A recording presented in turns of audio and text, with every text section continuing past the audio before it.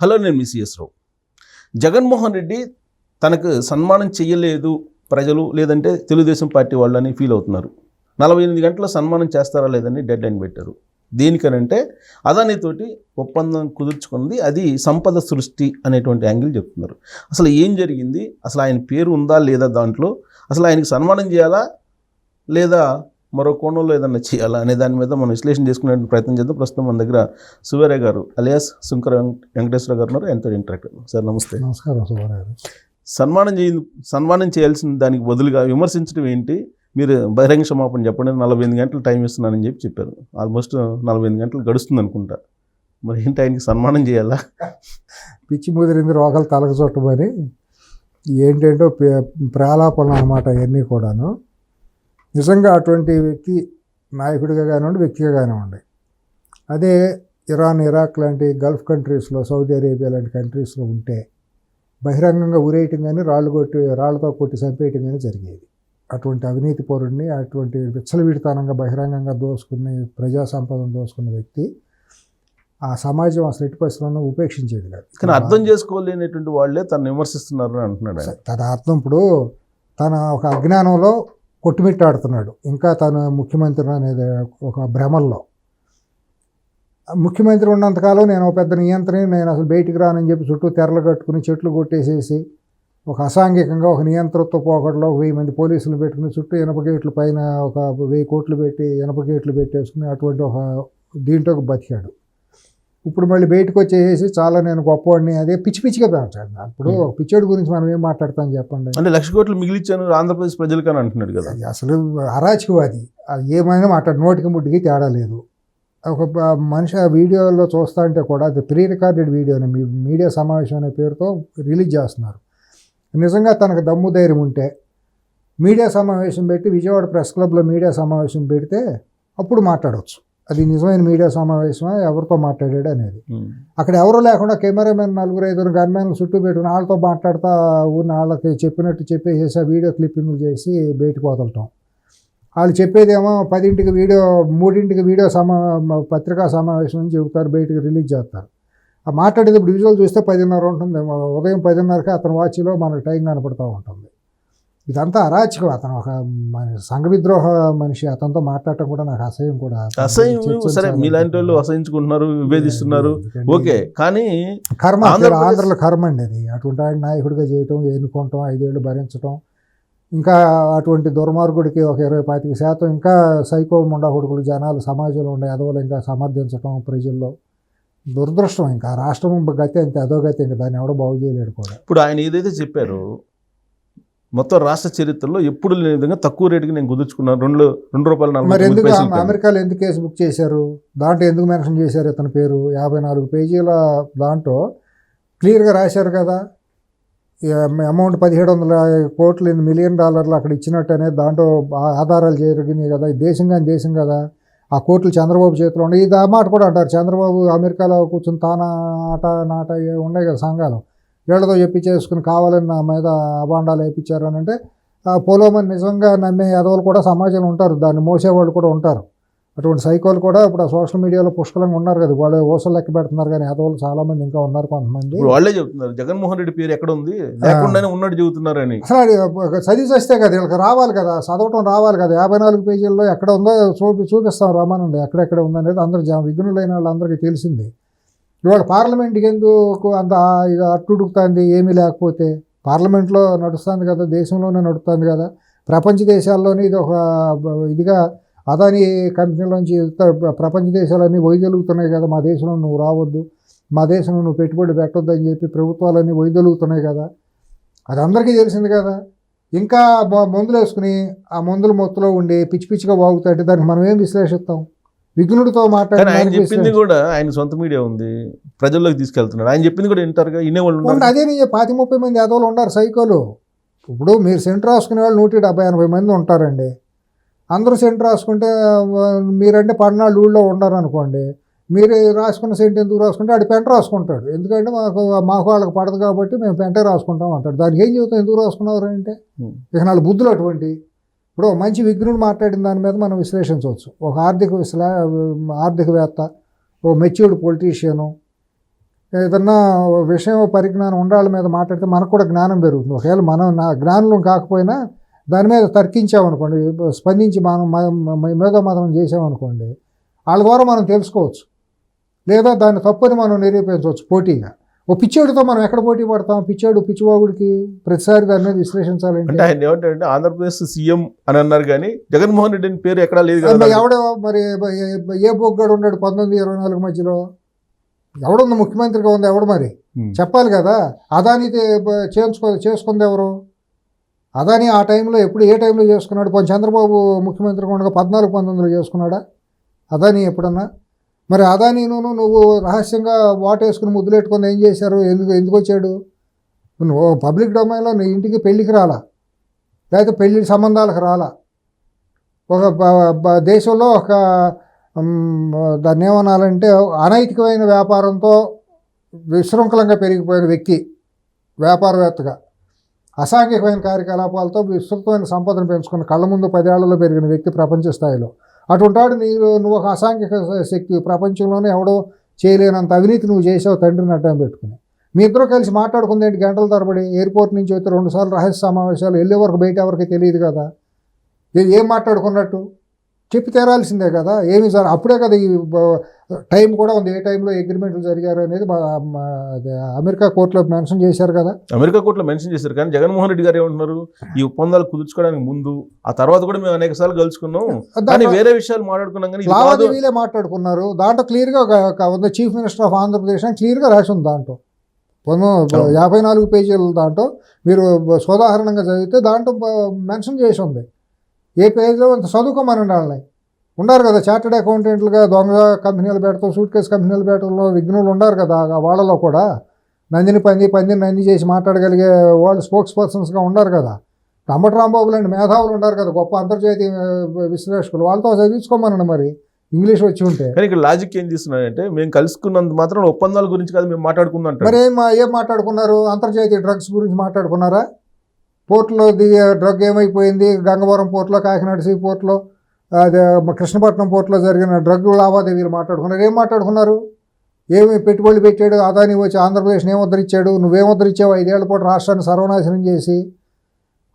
చీకటి కోణం, దౌర్భాగ్యం ఏంటంటే పొంగే పాలలో విషం చుక్కలాగా పడిందండి వైసీపీ అనేది 2019లో. అది లేకపోతే ఉధృతంగా పెరిగింది. దురదృష్టం, ఆంధ్రుల దురదృష్టం, దౌర్భాగ్యం.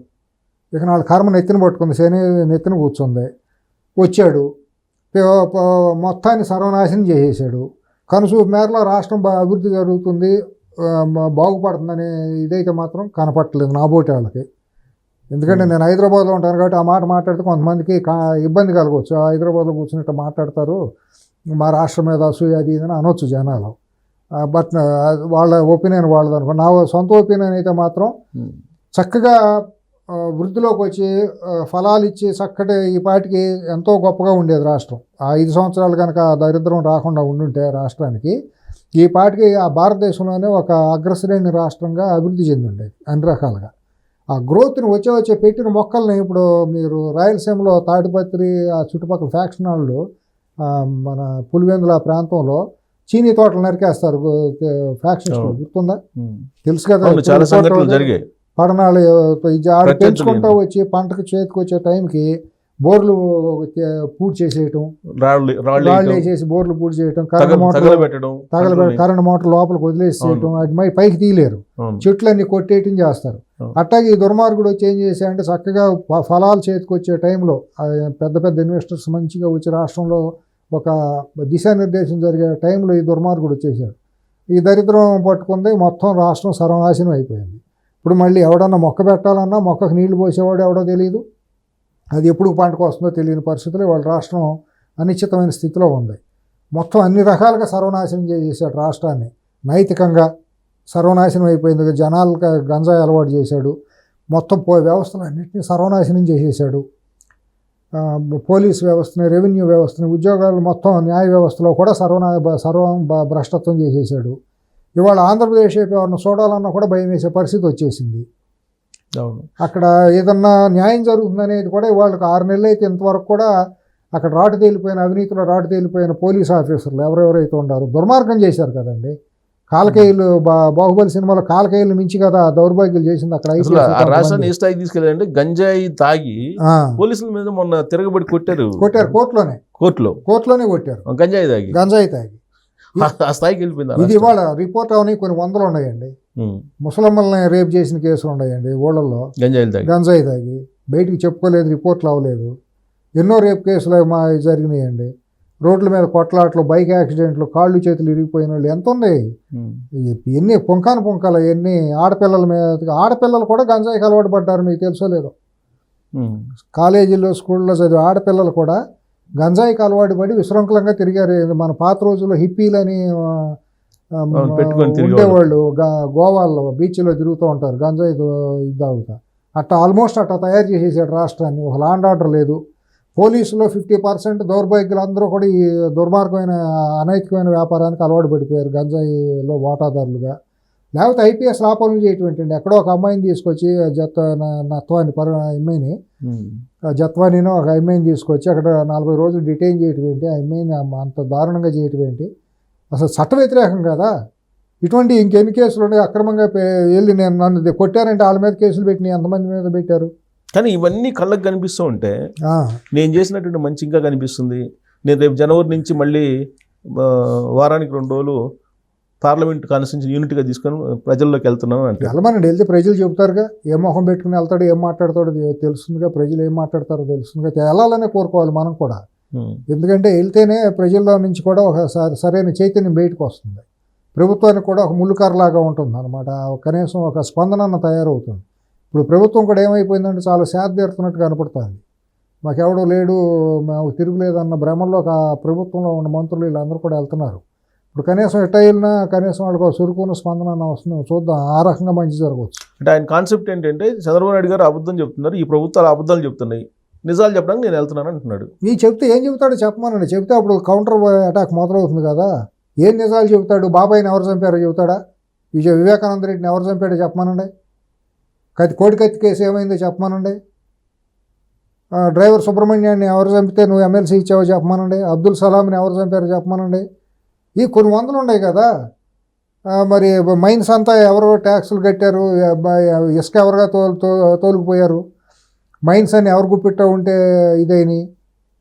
ఇక ఒకటి కాదు, మనం మాట్లాడాలంటే రాసుకునే ప్రిపేర్ అయ్యి రాలా. మొత్తం 5 ఏళ్ల జరిగిన అరాచకాలు నువ్వేం చెప్పగలవో, ఒక్కొక్క కాన్స్టిట్యున్సీలోకి వెళ్తే ఎన్ని రోజులు చెప్పగలవో చెబుదాం, అడుగుదాం. పార్లమెంట్లో అన్నీ చెప్పొచ్చు. నువ్వు అదానికి పోర్టులన్నీ ఎట్లా రాసి ఇచ్చేసావు? అమరావతి నువ్వు ఎందుకు నాశనం చేసేసావు ఒక్క గుప్పుడు మట్టి తీయకుండా? పోలవరాన్ని ఎందుకు నాశనం చేసేసావు 100 కోట్ల పని కూడా చేయకుండా? ఏం చెబుతావు? ఏమో సిగ్గుశారం అక్కడ ఏం మాట్లాడతావు నువ్వు వచ్చి? అంటే ఆయన మీద అబద్ధాలు చెప్తున్నాను. అదానికి జగన్మోహన్ రెడ్డి గారికి మధ్య ఒప్పందం కాదు అది, కేంద్ర ప్రభుత్వానికి అంటే సిక్కీకి రాష్ట్ర ప్రభుత్వానికి మధ్య జరిగిన ఒప్పందం అంటాడు ఆయన. మరి సిక్కీకి సంతకం పెట్టింది ఎవరు? నువ్వేగా సిక్కీతో చేసుకుంది. సిక్కీ ఇంటర్ని ఎవరితో చేసుకున్నారు? సిక్కీ ఇప్పుడు నీ ఎడం చేది నా పొర చేయి పెడతానని అంటవే కదా. సిక్కీ అనే దాన్ని ఒక అడ్డం పెట్టాడు అదాని కేంద్ర ప్రభుత్వం ద్వారా. కేంద్ర ప్రభుత్వం ఎవరు గుప్పిట్టో ఉంది? అదాని గుప్పిట్టో ఉంది. ఇదంతా కామన్ సెన్స్ తెలియదు ఎవరికి, ప్రజలకు తెలియదా? నిన్నేదో కాపాడవచ్చు. మోడీ నిన్ను ఒక దత్తపుత్రులాగా, నిన్ను ఒక విష నాగులాగా నిన్ను కాపాడుతున్నాడు. ఎందుకంటే నువ్వు ఒక విషనాగువి. నీ విషనాగుతో అతనికి ఏదో కొన్ని రాజకీయ లబ్ధులు ఉన్నాయి కాబట్టి ఈ విషనాగుల్ని కాపాడుతుంది బీజేపీ. గత 10 ఏళ్ళుగా మన దేశంలో చూస్తున్నాం కదా. ఈ నాగస్వరం పెట్టి ఓడటం, ఈ పాముల్ని, ఈ విషసర్పాలను దేశంలో పెంచి పోషిస్తున్నారు. మతత్వాన్ని ఇటువంటి అసాంఘిక అనైతికంగా అవినీతి పరులందరినీ బీజేపీ పోషించుతుంది అనేది వాస్తవం. వాళ్ళ యాక్షన్ తీసుకోవాలా. తీసుకుంటే 10 ఏళ్ల పాటు నువ్వు కోర్టులు ఎగ్గొట్టేసేసి 11 ఏళ్ల పాటు బెయిల్ మీద ఎట్టా ఉంటాడండి? మోడీ బీజేపీ అంత అనైతికమైన పార్టీ అయితే, అంత గొప్పగా ధర్మాన్ని న్యాయాన్ని కాపాడితే బీజేపీ, ఈ దుర్మార్గుడు 10 ఏళ్ల పాటు ఎట్టా ఉంటాడండి? వివేకానంద రెడ్డి హత్య కేసులో ఎవరో ఎవరో తెలియకుండా ఎట్టా ఉంటుందండి? అంటే ఇప్పుడు ఆయన ప్రజాస్వామ్యానికి ప్రాథమిక హక్కులు భంగం కలుగుతుంది, ఇది మంచిది కాదు అంటున్నట్టుగా. అసలు ప్రాథమిక 5 సంవత్సరాల్లో రాజ్యాంగం అనేది ఉందా? ప్రాథమిక హక్కులు ఎక్కడ ఉన్నాయా? పౌర హక్కులు ఎక్కడ ఉన్నాయా? నువ్వు చేసింది ఏంటి? 50 రోజుల పాటు చంద్రబాబు నాయుడు తీసుకెళ్ళి అరెస్ట్ చేసావు. ఏం కేసు ప్రూవ్ చేసావు? ఎయిన్ రోడ్డుని వేసినట్టు ఇన్నర్ రింగ్ రోడ్ అనేదంటే అసలు అలైన్మెంటే లేదు దానికి.